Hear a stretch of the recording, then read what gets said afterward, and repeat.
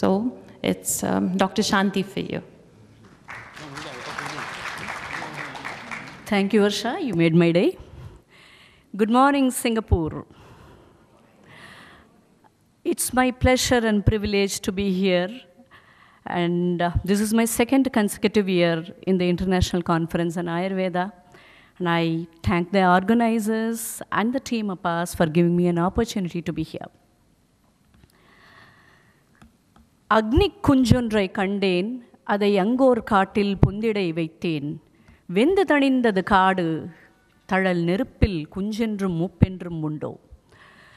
This is a poem written by the great poet Subramanya Bharati. I think that Tamil people here would have recognized that. He cites this as an example to show how the capabilities of the women. You know, he compares them to the spark of fire. The spark of the fire, even though it's very, very small, it can burn the whole forest.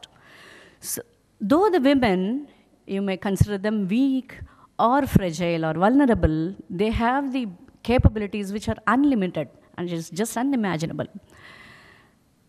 So today my topic is the superfoods for the healthy woman.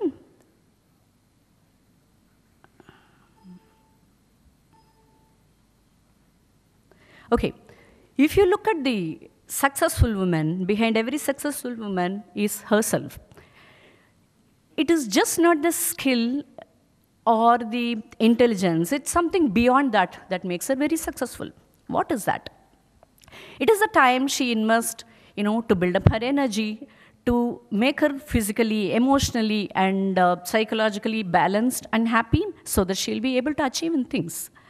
So how does she achieve that? So how do you get a super health? So how do you get a health which you are balanced? So my topic is all about the superfoods which make the women super healthy. So before going to food, I just want to give a small understanding about Ayurveda, how the taste and how the medicines, how the food work. The whole world is made up of 5 elements, we know. Prithvi, Ap, Tejas, Vayu, and Akasha. These 5 elements, in their permutations and combinations, they form the 6th taste. And these tastes, they are responsible for the 3 neurohumors in the body. That is the Vata, Pitta, and Kapha. If you go to an Ayurvedic doctor, he just sees your nadi and tell, okay, you are Pitta Prakriti, you are Vata Prakriti, that. So any food you consume, it is either going to increase the Vata, increase the Pitta, or increase the Kapha, or they are going to reduce it. So if you look at the tabulation, you will know how the permutation combination works. For example, you take the sweet rasa. It is a combination of the element earth and water, and it reduces the vata, reduces the pitta, and aggravates the kapha. I can just give you an example. When I say the sweet taste, suppose you take jaggery and suppose you take sugar. When I mention sugar, it's just not the white, bleached sugar. It is the brown colored sugar. Though both are of same quality, both are of sweet. One is heating in nature. The jaggery is heating in nature, and the sugar is cooling in nature. So every food on earth, it has some kind of taste, and it has a taste after its digestion, and it has an effect, either a cooling effect or a heating effect on the body. And apart from that, it has a special characteristic, because of which, it has some kind of activities on the system. So at any point of time, if you continue to eat some product, some food, it may either increase your vata or increase the pitta. But is there any food which you can eat all of your lifetime and still be healthy? There are some foods, and Ayurveda describes it as the satmya ahara. That is a wholesome food. You can eat it in any season, in any time, any part of the day, even when you're sick and when you're healthy, and that is going to make you healthy. So that is called a superfood. So a superfood is something which you can eat all time. It gives you energy, it gives you vitality, and also helps you to save yourself from the lifestyle disorders like diabetes, blood pressure, Alzheimer's, cancers, everything. See, we all know, like when you say Superman, the Superman doesn't descend from the sky. He is just one among us. And when the need arises, he just comes and helps us all and vanishes. In the same way, the superfood is just the day-to-day food. It's not an exotic imported fruits or some difficult to name or very expensive nuts. It's nothing like that. These are all the foodstuffs which we don't even recognize as a superfood. It is on our daily menu, which we don't consume it on a regular basis. But if consumed, it's going to do a lot of goodness. So let's go to the superfoods. The first one in this category is the red rice. So this is called Raktashali in Ayurveda.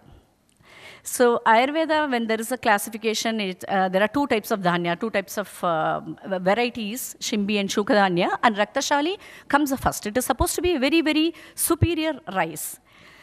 So this rice, it is a native of, if there are a lot of Kerala people, I think they will immediately associate this. This is the Palakkadan Matta Arasi, it is called. In Ayurveda, there is a very beautiful reference which is given for this Raktashali. It is very nourishing. It doesn't increase either, it is Tridoshahara, like it doesn't either increase or decrease. It balances all the Tridoshas. It gives you energy. It increases the ojas. It increases your immunity power. So this is the red rice. So if you look at the red rice, it is widely cultivated. And you don't need any specific manure or you don't need any pesticides to cultivate it. It's just widely cultivated and easily abundant. It used to be, it is dated back to the olden days. Like there is a reference in the Chola period. They say, Madagatti Poraditha Laladi Endru Sennal Anegatti Poradithan Soran. Like you use bullock carts for farming. The bullock carts are not enough to do the farming of this red rice, so you use the elephants to do the farming for this red rice. Such is the importance. So it is dated back some 2000 years back. And there is a special mention about this Raktashali. It says, Mega Rohinam. So it can be used in conditions like diabetes. So when I mention diabetes, the first thing comes to the mind is, oh my God, if I have diabetes, I should not be taking rice. And if you look at the food habits of the Southeast Asian countries, it is mostly rice-based. India, it is mostly rice-based. It is either rice or it is idli or dosa, it is rice flakes or rice krispies or rice noodles. It is all rice-based. So people are always worried, okay, if I'm a diabetic, if I'm going to eat the rice, how it is going to control my diabetes? And you say that ancient texts have given a reference on diabetes to use this kind of rice. So how it is going to work out? If you look at the red rice, there is a pigment, it's red. The redness is because of the pigment present in it. That is called an anthocyanin. That pigment, it's like an antioxidant. It's like the powerful warrior inside you. So it saves you from all the damages. It helps your organs to function better. And that is an antioxidant. Any antioxidant, when you take over a period of time, it is going to have a long-lasting effects on all the systems, the respiratory system or a gastrointestinal system. Second thing, because of the fiber content, it takes a while. It is very low in glycemic index. That's the one thing bothering all of us, right? Whether this food is high in glycemic index or low in glycemic index, whether I can take it or not. So this, because of the presence of the fiber, this is the glycemic index, the food is not easily digested and absorbed into the system. It takes a while because of the fiber content. So you don't have any erratic graph of your sugar levels going up and down. So it is steadily maintained. The third one, because of the fiber content, it helps to reduce the cholesterol. And the fourth one, the Chinese people, they have gone one step ahead and they have done some research by growing yeast on this red rice. So that is called red yeast rice. Many of you would have been aware of it. So they take an extract from the red yeast rice. There is that yeast name, I think it's Monococcus pruritus, something like that. They use the yeast and that is grown on the red rice and they take an extract out of it. And the extract is called monocolin. That the structure of monocolin is equal to the structure of the statin drugs which you use it for cholesterol.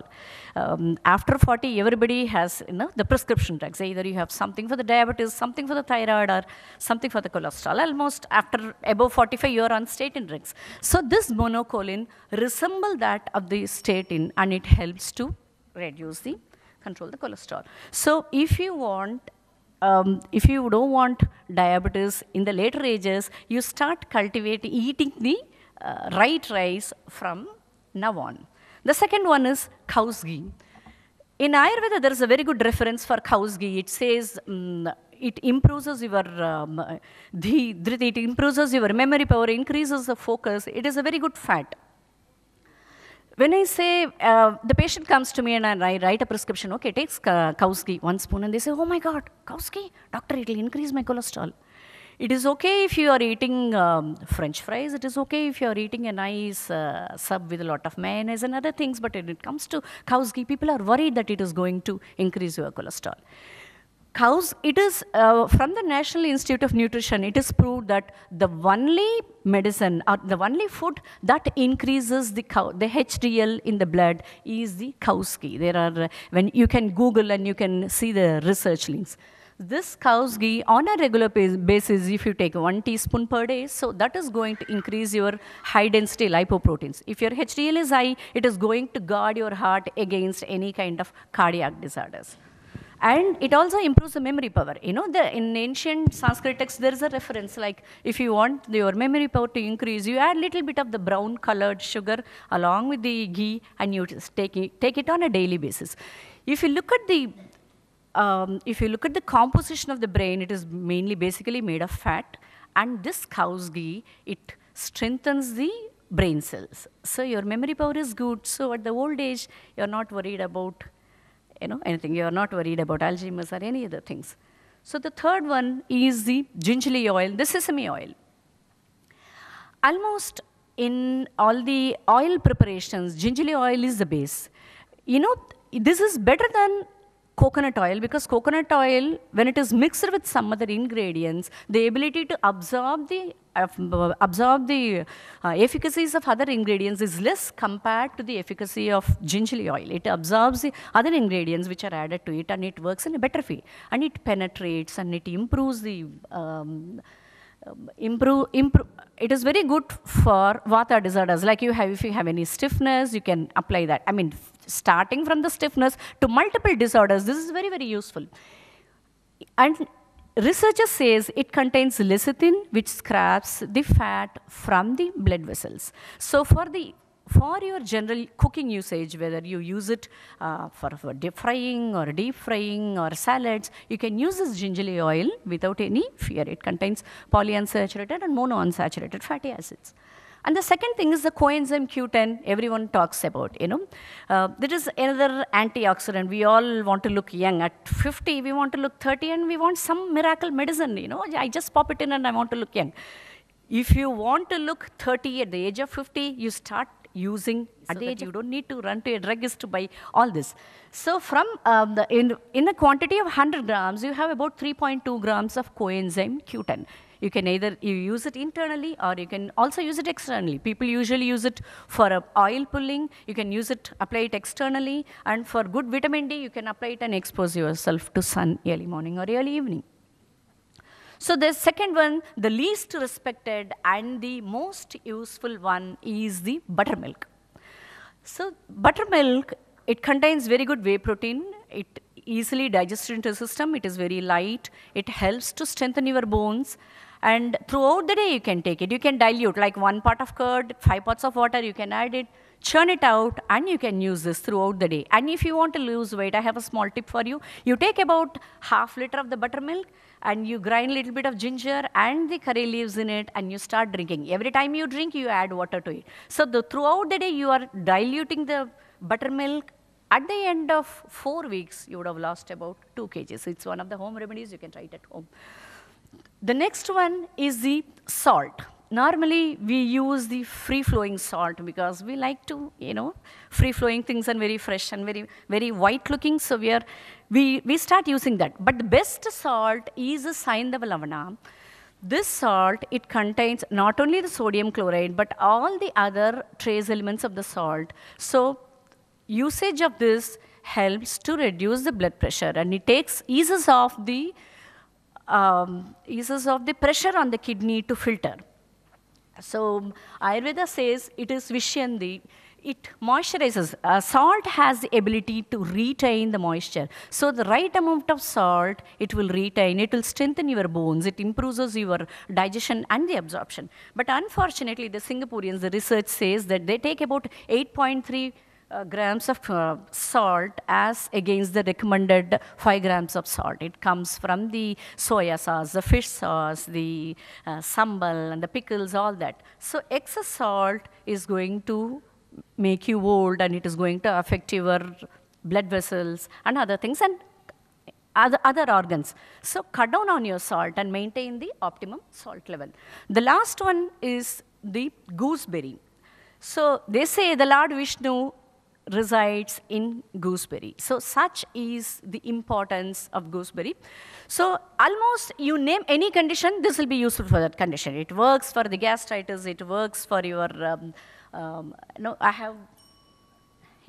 So it works for multiple things like this. You can use it for anemia, you can use it for gastritis. So it is all in the different permutations and combinations, you can use it effectively.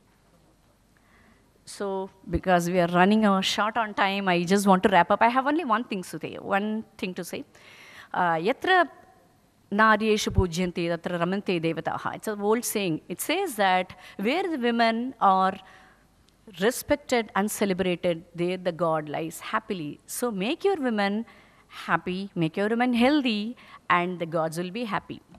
Thank you so much.